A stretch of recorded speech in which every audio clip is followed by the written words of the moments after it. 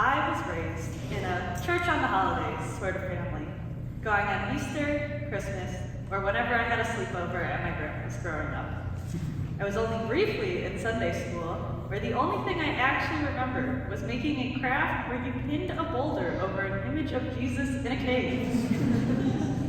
So, as I grew, most of what I learned about the Bible and Christianity came from my peers and the culture around me. I heard Bible stories secondhand, had Bible verses thrown at me to shame me for things like wearing a skirt 2 inches above the knee, scandalous, and learned facts such as that the King James Bible was the first Bible translated into English. And I believed these things about the text, as I had no basis to question what I had heard. I gained the ability to question what I had heard last year, when I entered my capstone course on the Bible for my major in classical humanities.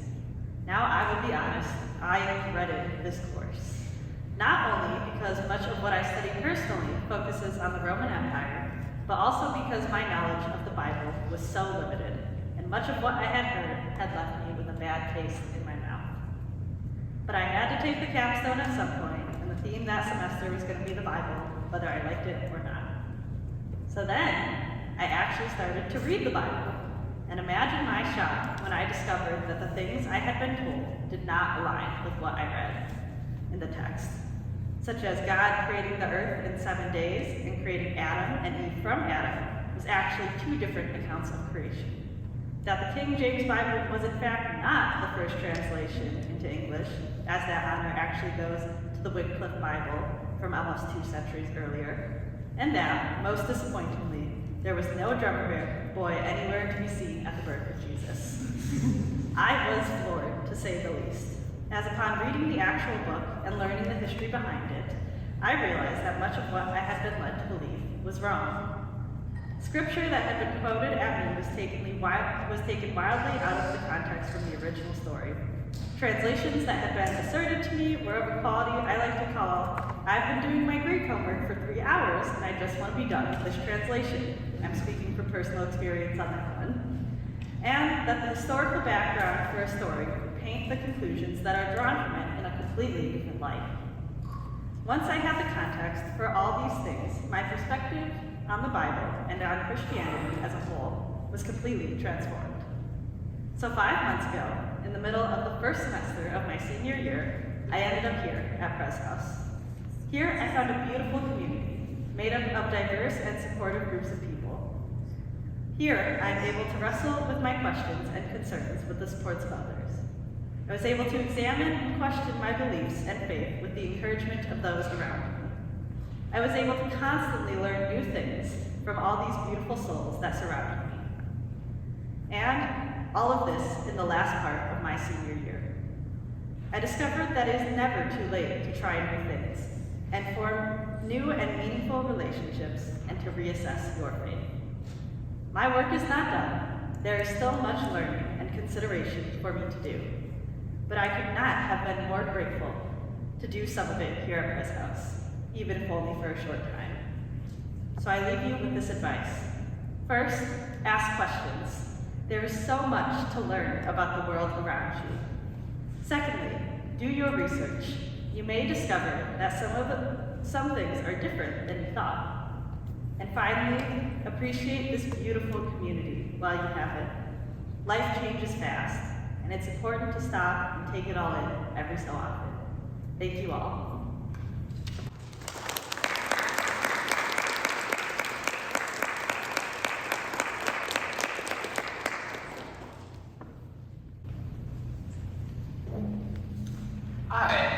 I believe I know everyone in here, but in case I don't know you, my name's Sam. I'm a senior this year. Oh, I guess that part's obvious, but yeah, and I study art.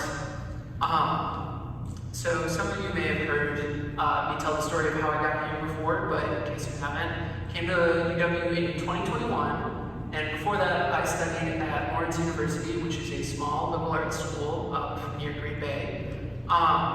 And while I was there, I had a lot of lonely times. And one thing that I could always count on at Lawrence was meals.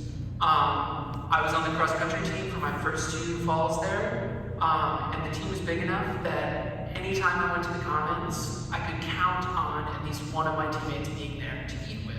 There's always someone to sit with. There were many weeks where this was the highlight of my social calendar. Not all cross-country college students get out a lot. Then, of course, in March of 2020, COVID happened. This significantly changed meals and things. And by that fall, I was eating in my room a lot when I was back on campus, and I was not seeing many of my friends. By the time I got here, I was never so grateful for a place that I could walk into and just see people that I knew, or find food, play music. Press House gave me a convenient place to sit down and relax. But on this campus, that's not an uncommon thing. There were plenty of places like that, plenty of lounges you could go sit and study in. What made this place so special and allowed me to be so relaxed and vulnerable here were 2 reasons. The first was the people. From the very first Sunday I was here, I never felt like an outsider. I remember standing outside the back doors. We were waiting to go to dinner at the Union. I was feeling very awkward and very sweaty after jumping on the music team, after never having been here before. And I wasn't talking to anyone. In about 2 seconds, I found myself in a conversation with Clay about music, and I instantly relaxed just to have someone greet me and make me feel welcome. And by the time we got to the Union, I felt like I knew everybody who was at service that day. And it was just a real joy to feel like I had been there the whole time, even though it was my first day there. And of course, this kindness that you can provide, and this welcome that you can provide to people who walk into Press House is not always going to be an easy one. There's going to be days that you will be tired, or you will be stressed out, and there will be someone new who walks in the back door, and you will rather just talk to people you know, because sometimes talking to someone new is not easy. It's not easy to say, where are you from? Make sure they get the info they need about Press House. Just want to talk to people you know sometimes. And sometimes you'll have friends to do it, but most of the time, it'll have to be you. You'll have to go up to the person, you'll have to smile, you'll have to tell them your name. And it doesn't end there. Another big part of caring for Press House and why I felt so welcome and vulnerable here, relaxed and vulnerable, was that I felt that I had a responsibility for this place. Press House has a long history of student stewardship, caring for the building, making meals here, cleaning up, sometimes sleeping here when we have lock-in. I'm sorry, I've lost my place. 1 second. The first few weeks I was here, I got to experience that great responsibility. I was invited to come help clean up. I would come around lunchtime and people would say, hey, make sure you eat some leftovers. There's a ton left and we need to get rid of the food. And I wasn't always perfect at it, and you won't always be perfect at it. I left many times when I probably should have stayed and helped clean up. I've ignored dishes in the sink when I could have very easily just put them in the dishwasher. And there have definitely been days where I've saw someone new walk in, and there's been like a minute or two where I'm like, no one's gone up to greet them, I should go say hi, and I just end up talking to someone else, and then I get distracted and don't do it. There are going to be days like that for you, but the thing is, I won't get a chance to do that here anymore. I have to take these lessons I've learned, and those feelings of, oh, maybe I didn't do that enough, and I have to remember to bring them with me as I go into new places and new spaces. How to bring the gracious welcome that I found here out there. But the thing is, you're sitting here. And if you're still here and you care about this place and its people, doing your best to remember how to greet people, how to care for the building is all that anyone can ask of you. I won't be here again in the fall, but at the same time, I'm going to walk through those doors. I might look a little different. I might be a freshman, might be a new transfer student, but you can treat me just the same way that you treated me before I left. Care for the people here, care for the building, and when someone new comes, teach them to do the same. Do your best to grab a friend, go introduce yourself, and make that new person feel like they've been here the whole time. Thank you all.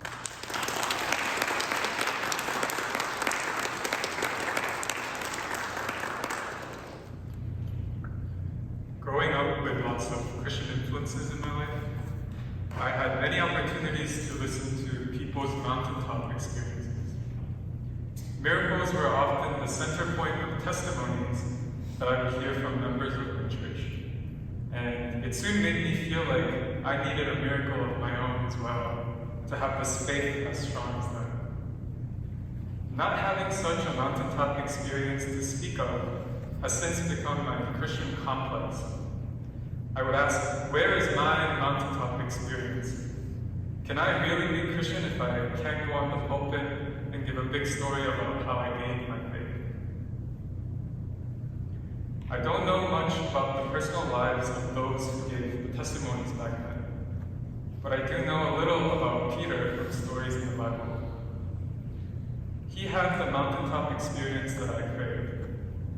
He was literally brought to a mountaintop with Jesus and a few other disciples, and was shown right in front of his eyes that Jesus was really God. What more could anyone ask for? I was sure that this would give Peter an indomitable faith that would stand no chance against any temptation of doubt. At least that's what I expected would happen to me if I had encountered such a sight. But Peter betrayed me. As I followed his story more closely, I realized that his denial of Jesus was after the mountaintop experience. How could this possibly be? I had hoped that the mountaintop experience was all I ever needed to give me all the faith I could have forever. And Peter encountered possibly the most convincing evidence that God is real.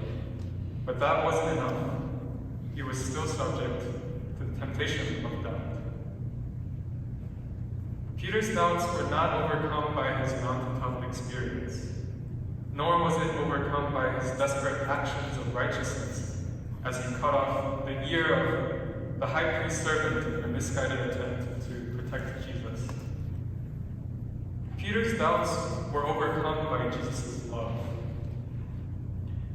It was when he was caught from sinking in the water and was lovingly rebuked, "Why did you doubt?"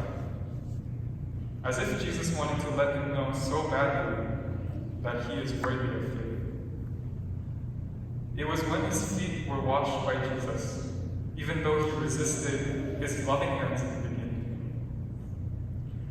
And most importantly, it is when the resurrected Jesus met with him and restored the guilt and shame he must have felt by asking 3 times if Peter loved him. The transfiguration was an important part of Peter's journey, but it was love and forgiveness that really transformed him and led him to become a bold preacher and a leader. As I look back on my undergraduate years, the times that had just passed by now seem nothing short of miracles. I first stepped foot in this church 3 years ago, unknowingly walking into a music team rehearsal that would soon become a consistent grounding force amidst many turbulences of my undergraduate life. I joined the Freshman Connection, where I met people who I could call friends for the first time since coming to medicine. I was blessed with familial guidance from me and Erica, and this church fed me with much more than just food, although the free dinners every Sunday kept me coming back, even when I didn't feel like coming to worship. I am still trying to understand how all the love I received is what God had prepared for me. But the hope that I find in Peter's story is that God's love is one that pours out in in much more powerful ways than a mountaintop experience can change me. The more I become alive to moments of amazing love, the more I realize that it is present at every single moment in my life. So my exhortation to you is this: to notice the way love changes the fabric of your reality, the way that it catalyzes a new way of seeing life with liveliness, and most of all, gives us hope that God is with us in every present moment. Amen.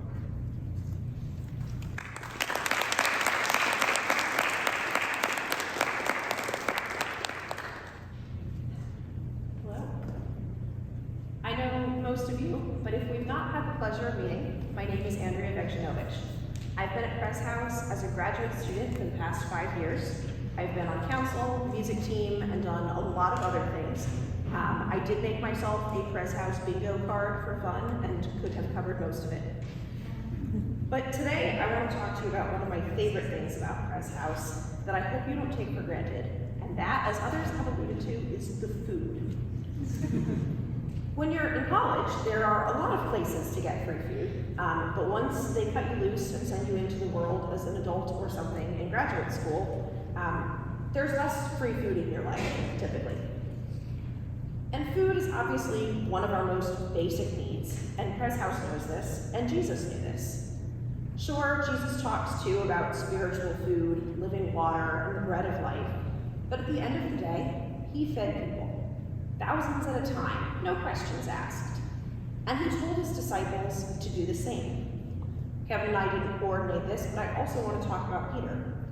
A few weeks ago, Erica preached on John 21, where we heard about an interaction that Jesus and Peter had. When they had finished breakfast, Jesus said to Simon Peter, "Simon, son of John, do you love me more than these?" He said to him, "Yes, Lord, you know that I love you." Jesus said to him, "Feed my sheep." When I started graduate school in the fall of 2019, I moved to Madison by myself and figured I would find a comfortable church community, not necessarily to make friends, but just somewhere to worship and set up a routine. This wasn't a very feed my sheep approach. It was really more just a feed myself approach. So I Googled Presbyterian Church, Madison, Wisconsin, and likely due to some good search engine optimization, Press House came up first. I wasn't really looking for a student-specific community, but I did notice something interesting: free food. As a poor grad student, and someone who frankly had nothing else to do on a Sunday evening, I figured I might as well come get free dinner. And obviously that story ends well, since I'm speaking to you 5 years later, having made many of what I hope and believe are lifelong friendships, and having truly spent the last 5 years being fed, both spiritually and physically, in this community. I think that as the church, it can be difficult to keep a focus, to have a clear mission and way of moving about the world. But Jesus told Peter and us and the church what he wants us to do if we love him, and that's feed his sheep, not just ourselves, but those around us. And I think Press House keeps this mission, this hospitality central. So I want to tell you a few brief stories of some of my favorite meals at Press House. The first story is about council retreat in the spring of 2021. Since this was still a pretty cautious part of the COVID era, our normal retreat location wasn't available, and so council retreat was held at Dottie's Ranch, a retreat center south of Madison. It was a hexagonal log cabin with king-size beds and cowboy decor. But another quirk was that we would have to prepare all our own meals. Many of you know Olivia Avery, or maybe know her as Tito. But Olivia and I volunteered to be in charge of dinners, and I was a little nervous about this. I was afraid that Olivia and I would be doing all of the cooking for every meal, and no one would help us out. What I found instead, of course, was a group happy to help, happy to serve, clean up, and jump in as needed. This is the culture of Press House. Everyone is ready to help feed each other and welcome newcomers. Food also restores, whether we are hungry physically or spiritually. In January of 2022, a group of us answered the call from the Wisconsin Council of Churches to assist with Afghan refugees housed at Fort McCoy in central Wisconsin. This was a very impromptu and unusual regular-purpose trip, and once again, we were responsible for our own food. There aren't a lot of options on military base, especially when you're civilians. One night, we really just had nothing to eat for dinner. We were tired of ramen. And Evan Dignan and I made the 20-minute drive to the nearest town to pick up Jimmy John's for everyone. And that drive to and from food felt sacred to me. We were so exhausted, both physically and spiritually. The week had been so hard, and we were leaning on each other in ways I really still can't describe. But this simple act of Evan and I going together, getting food, feeding our physical hunger, I still remember. That was like the best Jimmy John's sandwich I've ever had. And in that moment, Jesus made himself known in the breaking of the bread together. Even if it was just white bread from Jimmy John's or the weird square cheese curds that we encountered at the one actual restaurant in town. But the most important meal that we serve at Press House is communion. Eating together and remembering Christ's commandments, example, and sacrifice. One thing I've always loved about communion at Press House is that we have good bread, and we have a lot of it. To me, this meal is so important, reminding us of Jesus' commandment to feed his sheep. And so I want to close with my absolute favorite Press House memory. Last year, I preached one Sunday while Erica was traveling, and I led and served communion with Miato. As someone who is not ordained and has no plans to become so, it is not often that I get to institute communion. That was, in fact, the first and only time I've been privileged to do it. And to me, the gift of being part of that meal, of being called into the mission of feeding God's sheep, was incredible. And then to get to do it alongside one of my best friends was on another level entirely. I have a lot more I could say, but I'll leave it at that. It has been an honor to feed and be fed on physical and spiritual food these past 5 years at Press House. I pray for this community, and I pray we continue to feed God's sheep, no questions asked, simply because we love him.